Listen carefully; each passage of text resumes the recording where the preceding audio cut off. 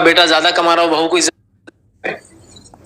کسی نے ایک سوال کیا, ان والدین کو نصیحت کیجئے جو اپنے بیٹوں اور بہوؤں میں بیٹوں کی انکم یا بہوؤں کی انکم کے حساب سے انصاف کا معاملہ نہیں کرتے. مطلب جیسا کہ ایک بیٹا زیادہ کما رہا ہے ایک بیٹا کم کما رہا, تو اس کی جس کا بیٹا زیادہ کما رہا ہو بہو کو عزت زیادہ دے رہے, جو بیٹے کی بیوی جو زیادہ نہیں کماتا اس کو عزت کم دے رہے, یہ ناانصافی. دیکھیے ویسے تو ہونا تو یہ چاہیے کہ والدین بچوں میں انصاف کرے, چاہے بچے جیسے بھی ہوں. شریعت تو یہاں تک کہتی ہے کہ نالائق بچہ بھی ہو تو وراثت سے اس کو بے دخل نہیں کیا جا سکتا. وراثت ایک الگ مسئلہ ہے, دینا پڑے گا. ٹھیک ہے. محبت کا تو معاملہ ایسا ہوتا ہے کہ محبت تو کئی بار کچھ چیزوں کو نہیں دیکھتی ہے. کبھی کبھار تو دیکھا گیا کہ سب سے نالائق اور نافرمان بچے سے ماں باپ سب سے زیادہ محبت کرتے ہیں, اس وجہ سے کہ نالائق نافرمان, اس وجہ سے کہ شاید کبھی سدھر جائے, اس میں اچھی صفتیں ہیں, شاید سدھر جائے. ہوتا ہے نا ایسا. تو محبت تو ایک الگ ہی چیز ہے. لہٰذا یہ اسٹیٹس, انکم, بیٹا کتنا کما رہا ہے, بہویں کیسی ہے, کتنا کماتی ہے, اس میں فرق کرنا یہ بالکل بھی والدین کو شوبھا نہیں دیتا. میں کہوں گا سوٹ نہیں کرتا. جو مقام اللہ نے ان کو دے رکھا ہے اس مقام پہ تو یہ ہے کہ وہ سب کے ساتھ برابری کرے. ٹھیک ہے. ایک بیٹا کم کماتا ہے تو اس کو تو اور تھوڑا پیار کا حصہ زیادہ دے, کہ تو دنیا کی نعمتوں سے وہ کم نزدیک ہوں گے نا.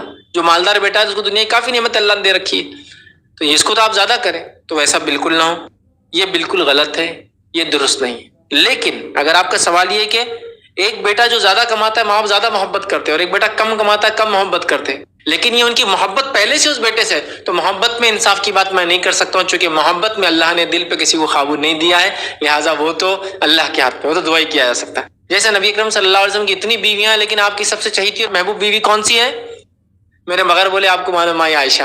تو محبت میں انصاف تو نہیں کہا جا سکتا, وہ دلی کیفیت ہے. تو بڑا بیٹا جو اسٹیٹس میں اب بڑا ہو گیا, اس کی بیوی جو کہ اسٹیٹس میں بڑی ہے لیکن اس کو پہلے سے وہ محبت کرتے اس بیٹے کو, تو پھر میں نہیں بول سکتا, چونکہ محبت کا معاملہ الگ ہے.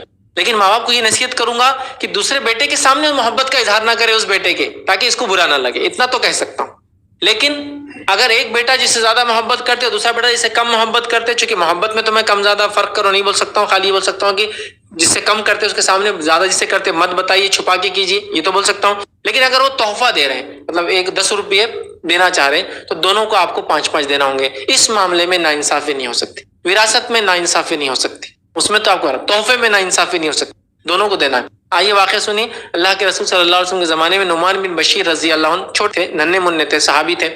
ان کے والد بشیر نے سوچا کہ میں اپنے بیٹے کو غلام تحفے میں دیتا ہوں, اور اس زمانے میں تحفے میں غلام دیے جاتے تھے. ان کی جو ماں تھی بڑی ہوشیار خاتون تھی. کہا اللہ کے رسول صلی اللہ علیہ وسلم گواہ بنا دو کہ نعمان کو تحفہ دے رہے ہو تو دے دو.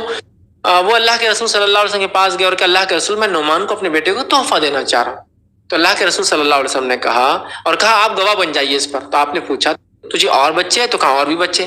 کہا سب کو دے رہا؟ تو کہا نہیں سب کو نہیں دے رہا ہوں. تو کہا میں ظلم پر گواہ نہیں بنتا.